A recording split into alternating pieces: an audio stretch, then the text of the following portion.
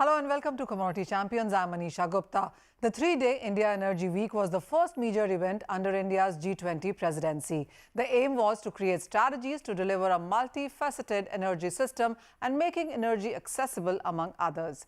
Speaking to me at the summit, Sandeep Kashyap, COO at the ACME Group, sees green hydrogen and ammonia receiving higher investments. He also believes that India has the capability to run green plants on a 24/7 basis.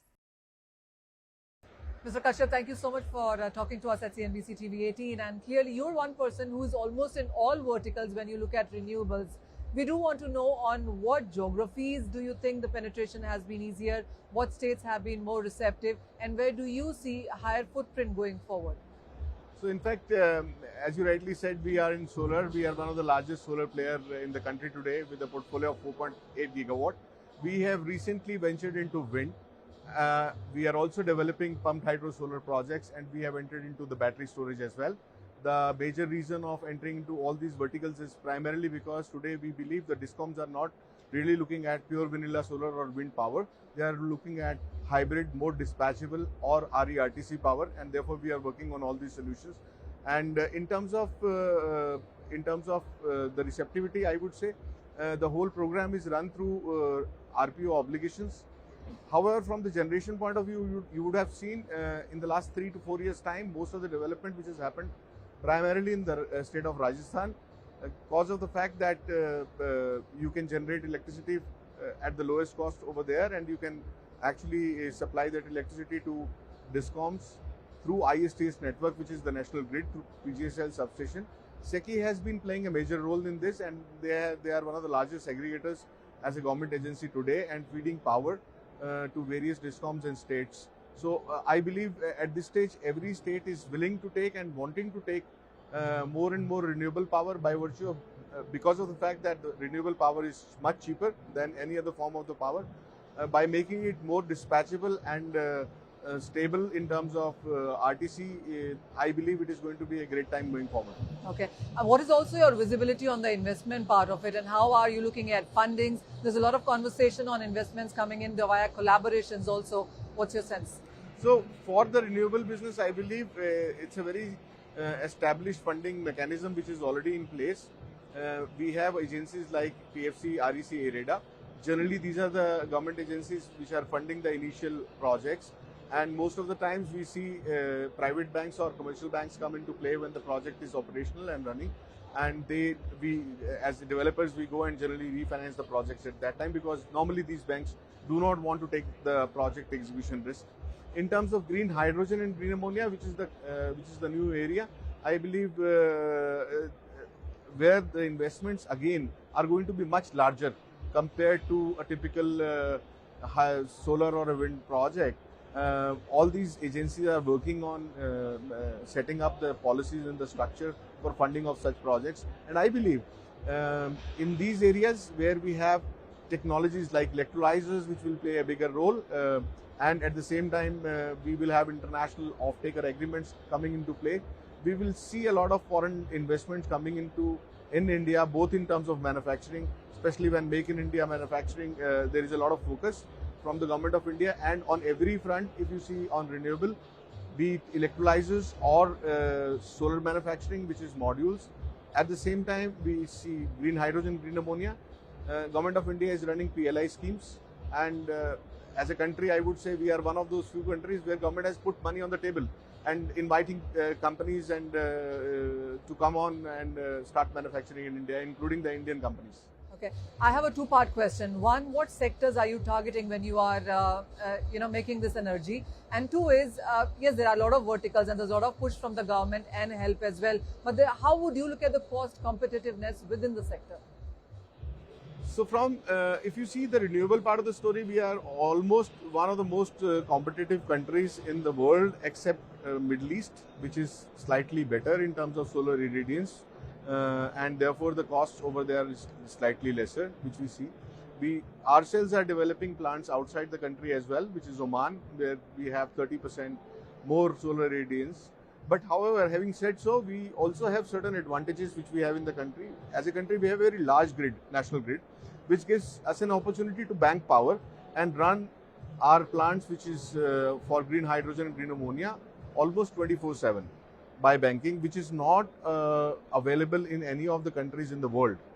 So if we really see, we become almost equally competitive compared to Middle East countries, and the gap which we see to be export competitive with our product, we have been giving inputs to Government of India, Niti Aayog and Ministry of New and Renewable Energy, and they have been kind enough to understand it and making it a part of the incentive schemes on exports or even for the Indian consumption in the new policy which is recently come out for green hydrogen and green ammonia.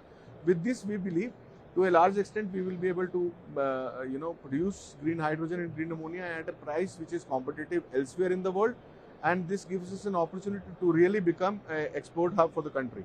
All right. Mr. Kashyap, thank you so much for taking time on talking to us. Thank you so much. Thank you. Pleasure is mine. At the India Energy Week, PM Narendra Modi launched the solar cooktop, a product that has been designed by Indian Oil, and PM Modi placed a strong mandate on bringing solar cooktops to 3 crore Indian households in the next few years. I spoke to Abhishek Kar, who is Senior Program Lead at the Council on Energy, Environment and Water, on the Green Push. I think what is happening here is the PM's announcement is a clear signal that India is trying to push towards a clean stack of fuels. Currently, after the remarkable success of the Pradhan Mantri Ujjwala Yojana, the PMUI program, where we reached up to 9 crore women, but we know that people are using a mix of firewood and LPG, and if you have to stack, and if stacking is inevitable, we rather stack with the cleaner fuels like solar and LPG rather than firewood. So it's a great, and it's a very ambitious thing, frankly, because they have started from 50 household pilot to they're going for 3 crore. But I do believe, because the government has done it for 9 crore households in a few years' time, which was a remarkable in terms of scale. So the government is ambitious. They are thinking of really pushing it through. I think some of the key issues that will be very important when we do this kind of rollouts is, what is the target audience? And if the target audience is the rural poor, like it was for PMUI program, then there will be questions around financing, because of course the cost of the solar, and I'm sure you've seen the stove with a pretty large panel, it is going to be significant. People will not be able to bear it. So will there be bank, will be able to give microfinance? And the good thing with this is that the government has got the basis covered in terms of the basic infrastructure. People have access to bank accounts, it's linked to Aadhaar. So if the government plans to give out loans, it can be pretty quickly scaled up. So in terms of the elements of scalability are there, but what is going to happen is there will be significant need for private investment, unless the government wants to do it completely via the Indian Oil, or the other two OMCs can also join in. In case of solar, it will be like starting from the scratch. It's difficult, but I'm really hopeful this is going to be a great success. I was reading a report from you which suggested that nearly 70% households were using LPG, and this is for 2021. Interestingly, you also talked about carbon credits on LPG. How is that going to work? And how do you look at the feasibility of it all? Right, so carbon, whenever we talk about LPG as a fossil fuel and carbon credits, we're like, wow, really? But the thing is that research after research has shown in recent years that most of the firewood that is being used is being unsustainably harvested. If firewood is being sustainably harvested, there is no net carbon additions. But if it is unsustainably harvested, whatever the portion that is unsustainable, you are adding to it. So if you are transitioning, and we are like about to kind of release a policy brief with CSI and NIRI, Stockholm Environmental Institute and others, is that if globally you completely transition from firewood, whatever the sustainability levels are, to LPG, it actually has net gains for the climate. So so there is data and numbers which kind of prove something that seems very counterintuitive at first. Abhishek, with the kind of world we are in and so many announcements and new launches coming in from the Ministry of Petroleum and PM itself, how do you envision 2023 now? There's talk about fossil fuels and gas and hydrogen, renewables, EV. There's a huge energy future that the street is talking about. Right, and that is where I think India is on the cusp of an energy transformation there. On one hand, we will have some short-term dependence on fossil fuels. That's why the PM today talked about exploration of fossil fuels. On the other hand, we're also talking about net zero and we're talking about solar stoves. So I think it kind of reflects the reality of our immediate near-term needs and our medium and long-term ambitions. And where do you see the major investments going in? I think, let me speak about the clean cooking space particularly. I think there is significant amount of space because in India, if you think of, there are just out of 25 crore households, say there will be around 15-16 crore who can afford LPG and electric induction smoke. But for the other, especially which we so-called call the bottom of the pyramid, there are 9 crore PMUI beneficiaries. We have to reach out to them. And there is a significant need of investments in both R&D to reduce the cost as well as to give better after-sales service. Because you have to understand, biomass stove is free of cost and behaviorally is very, very difficult to make people switch to a new one. If the new technology is there and it's not working for any reason, the cost of switchback is very minimal. They can just rebuild a chula in a few days, in a few hours time. That is the reason, it's very important that when you are trying to scale up clean cooking, we actually focus on not just making the product a kind of robust one, but also the after-sales service and the entire infrastructure, market infrastructure. With that, it's time for a short break, but don't go anywhere. We bring to you more from the India Energy Week and renewables industry.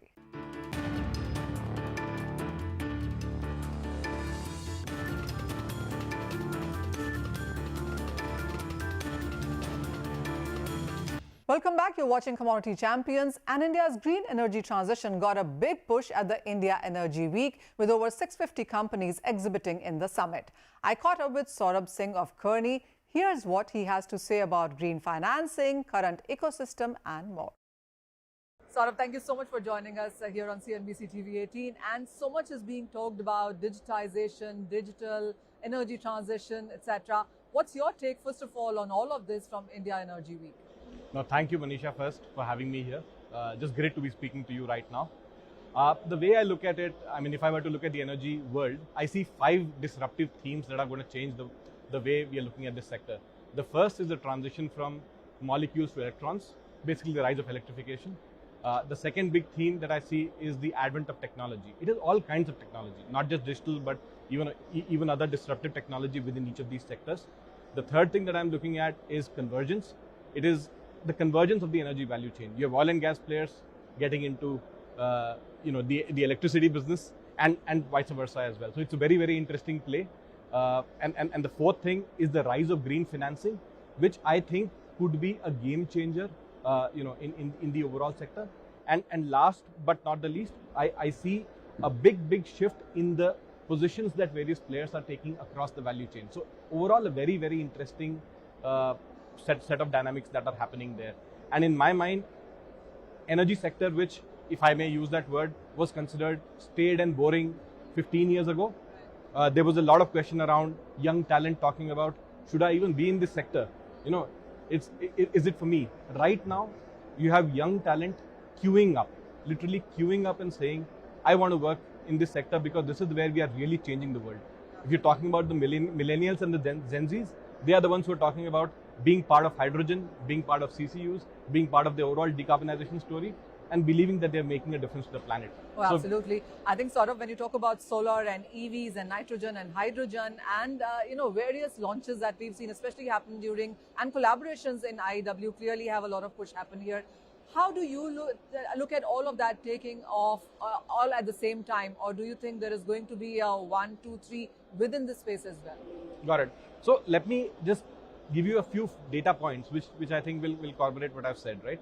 So like a couple of years ago, 75% of the incremental power capacity globally was renewables.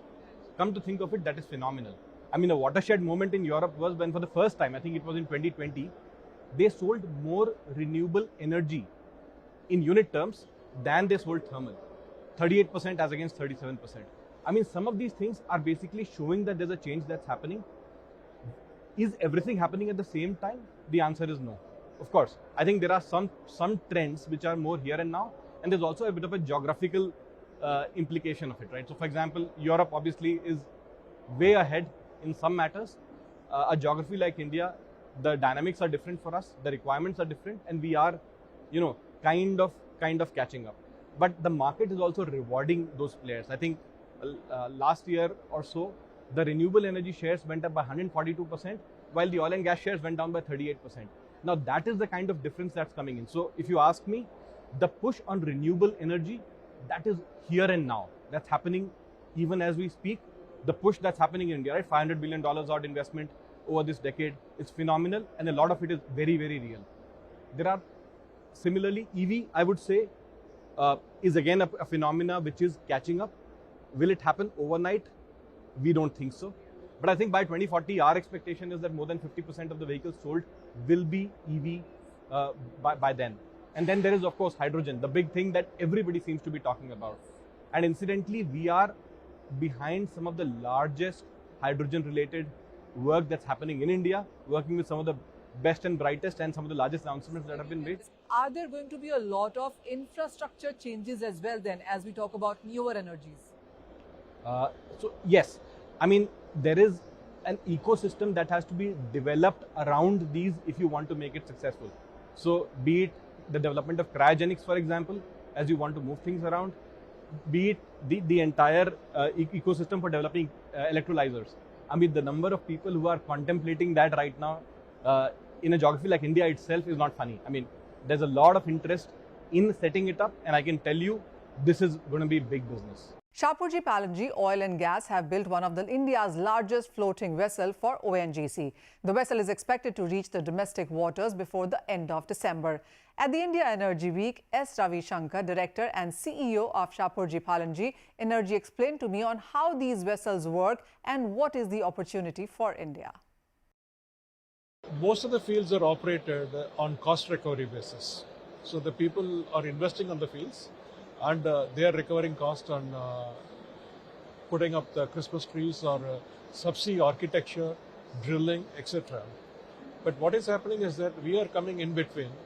When the fields are fully ready for taking out the condensates, we don't call it as an oil, the condensates, which is a combination of oil, gas, mercury, sulfur, carbon dioxide, water, everything is there. And it is not closer to the land to be evacuated, and the shore facilities could be done.